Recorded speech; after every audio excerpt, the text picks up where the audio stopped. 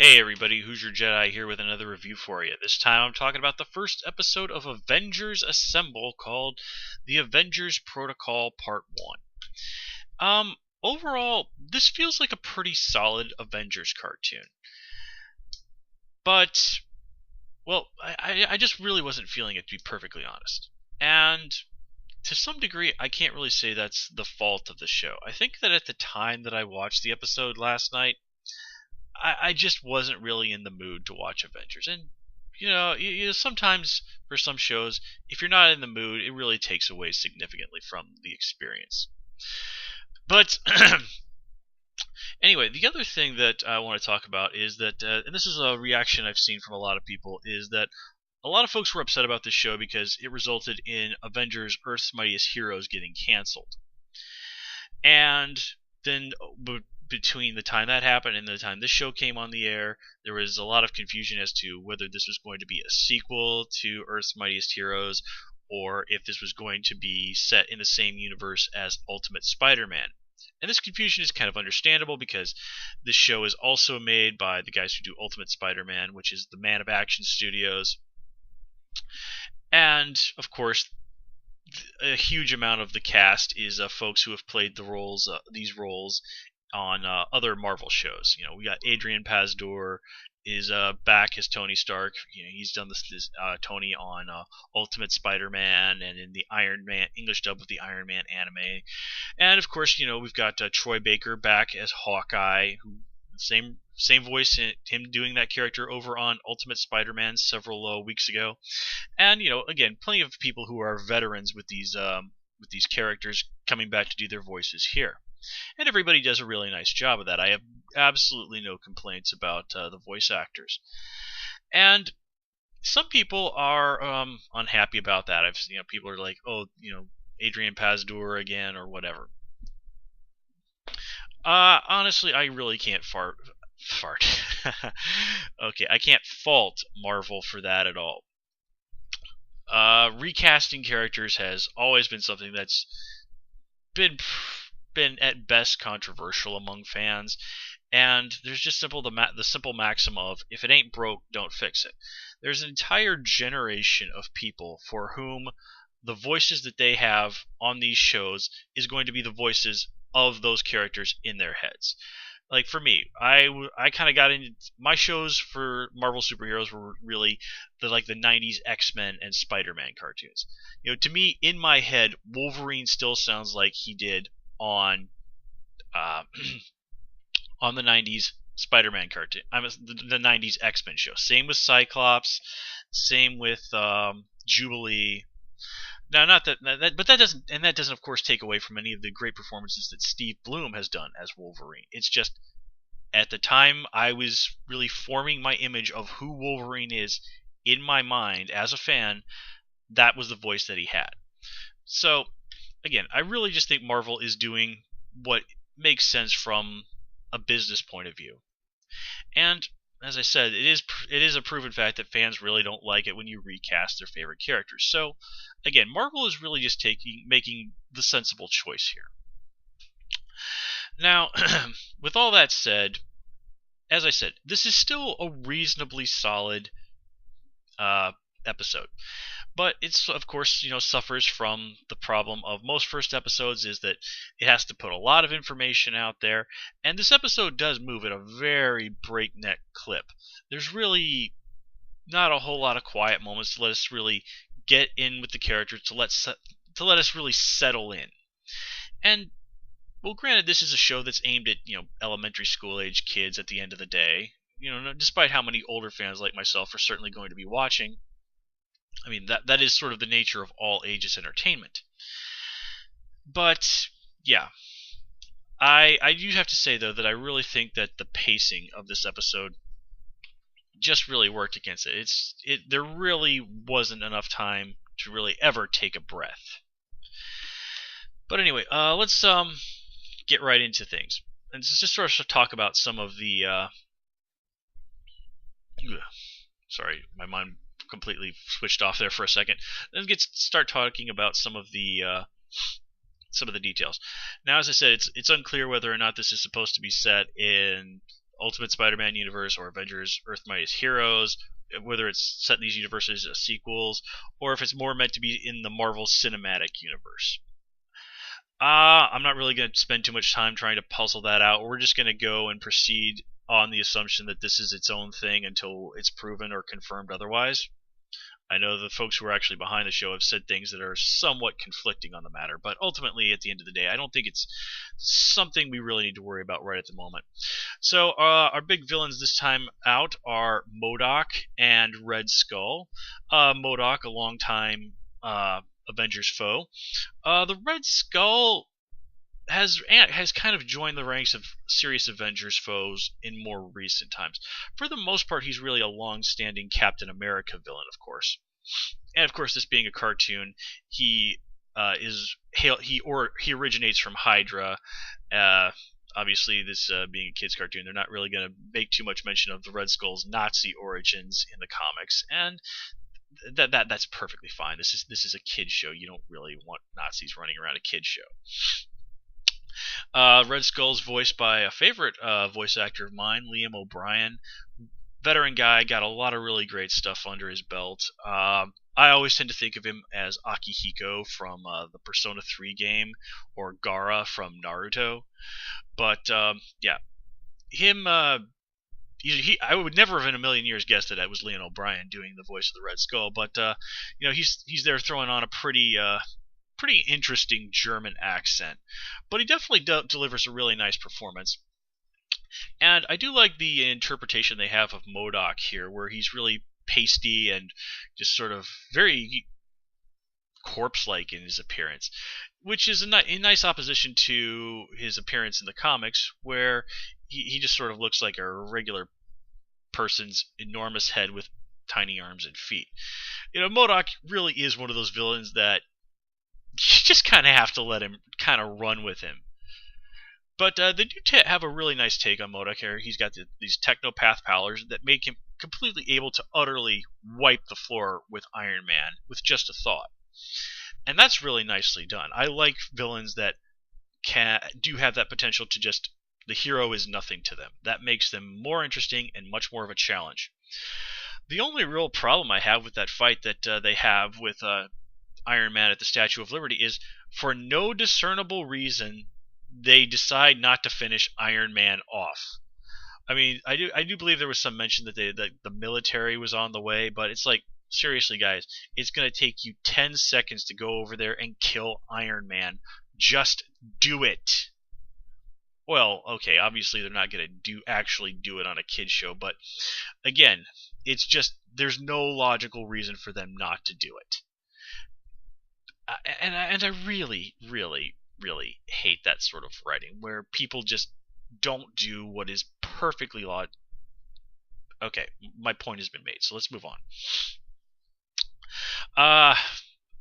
I've noticed that the guys at Man of Action really seem, for whatever reason, to love the Trapster. Now, if you've watched my reviews of Ultimate Spider-Man, you've probably heard me rant a little bit about how the S.H.I.E.L.D. just cannot keep Trapster in jail for anything. Well, if you pay careful attention to this episode, you see that when we first see Hawkeye, he's in the middle of having just finished taking down Trapster. S.H.I.E.L.D. really cannot keep that guy in jail for anything. Shame we're never going to see the Punisher on that show. I bet if he ran across Trapster, that'd be the last we'd ever see of him. Nah, I'm just kidding.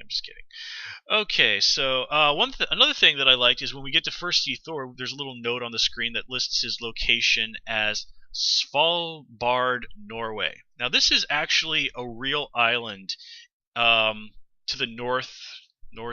Hang on, I got a map here in my apartment.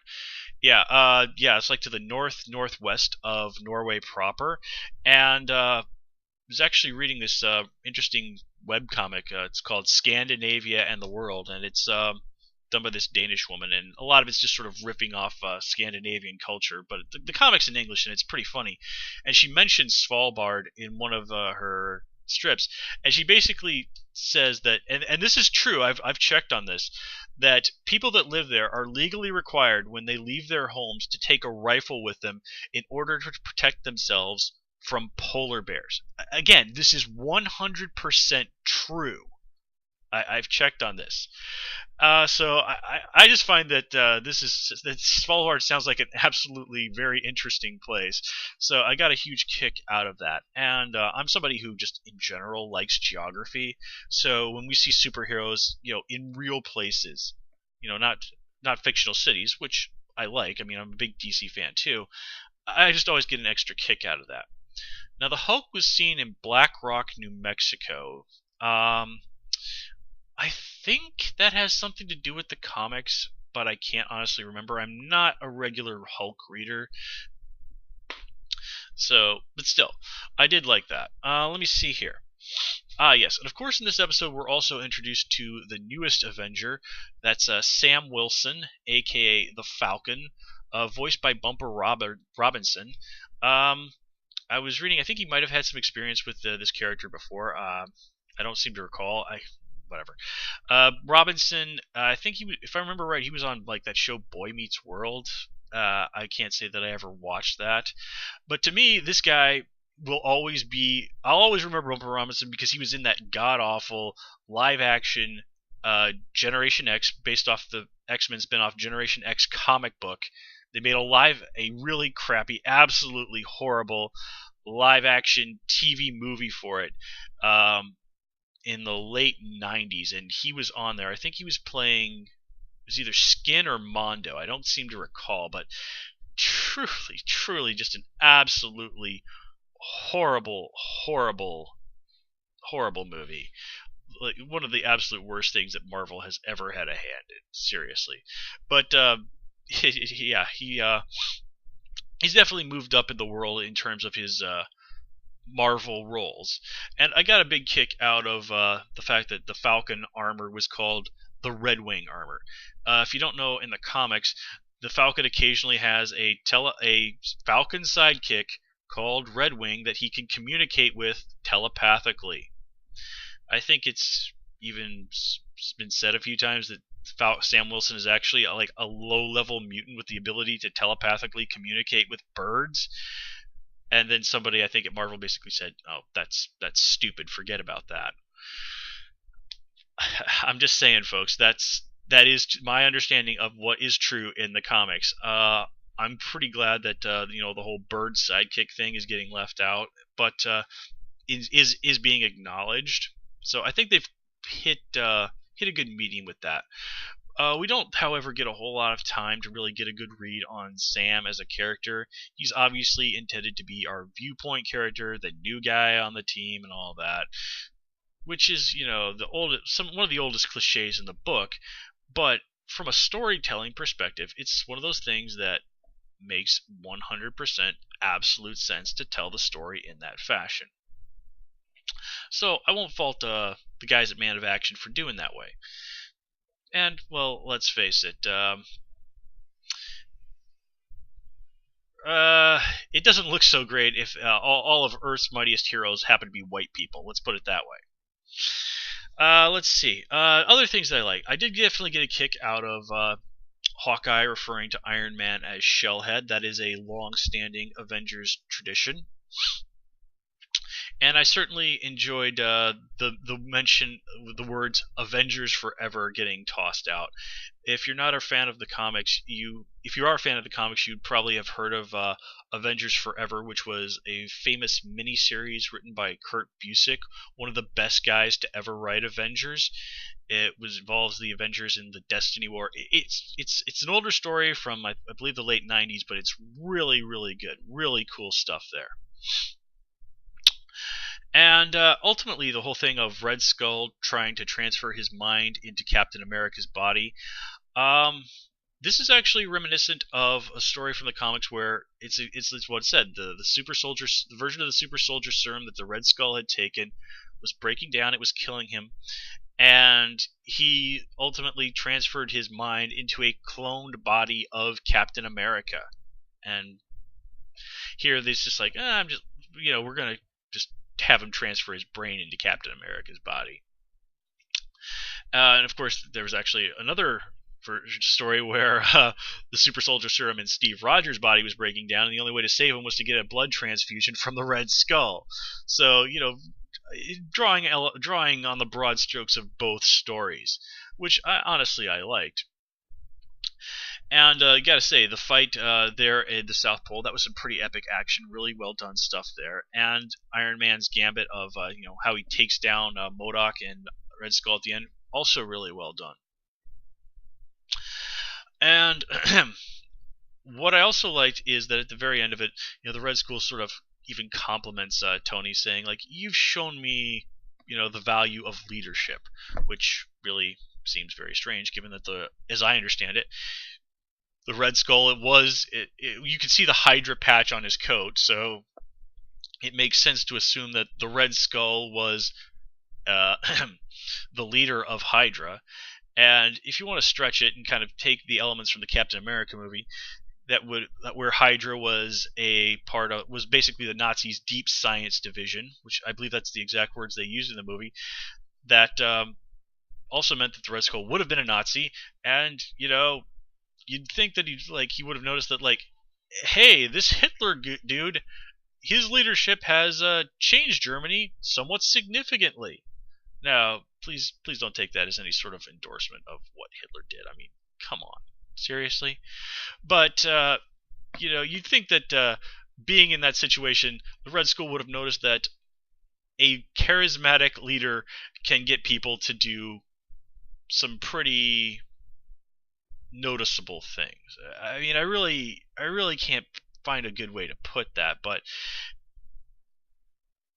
well, you get the point I'm trying to make. And also, leadership being a good idea. Wow, it really took Iron Man showing this for the Red Skull to figure this out.